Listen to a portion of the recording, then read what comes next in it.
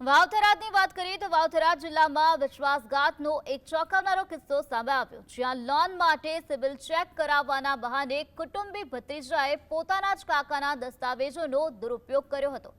લાખણી તાલુકાના લવાણા ગામના રહેવાસી બળદેવભાઈ ચૌહાણે પોતાના જરૂરી દસ્તાવેજો ભત્રીજાને મોકલ્યા હતા।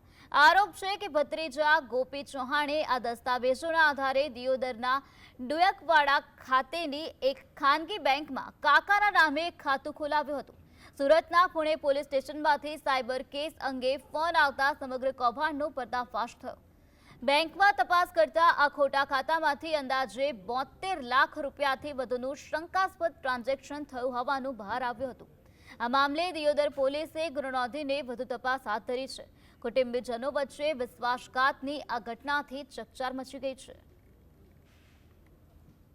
હું ડુચકવાડા બ્રાન્ચની અંદર ગયો તો મારો ડુચકવાડા બ્રાન્ચની અંદર મેનેજરનું કહેવું એવું છે કે તે જ ખાતું ખોલાયું છે। હું ડુચકવાડા બેંકની અંદર સહી નથી કરી, મેં ખાતું નથી ખોલાયું, તો મારું ખાતું કેવી રીતે ખુલ્યું? આ ગોપીભાઈ સેધાભાઈ તો પોતે જ કરવાવાળા છે અને આને સચોટથી સચોટ સજા મળે અને મને ન્યાય મળે આવી નમ્ર વિનંતી પોલીસ અધિકારીઓને। સેમિનારો કહીએ છીએ। અમારો 2 મહિના 3 મહિના પહેલાં એક સેમિનાર યોજાયો હતો।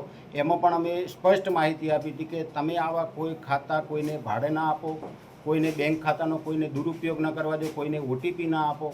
બધી રીતે બેંક જાગૃતિના કાર્યક્રમ કરે છે, છતાં આવા લોકો 5-10 હજારની લાલચમાં આવીને આવી રીતે એકાઉન્ટના તમામ એમના એટીએમ હોય, એમના પિન નંબર હોય, મોબાઈલ બેન્કિંગની ઓથોરિટી હોય, તમામ બધું આપી દેતા હોય છે।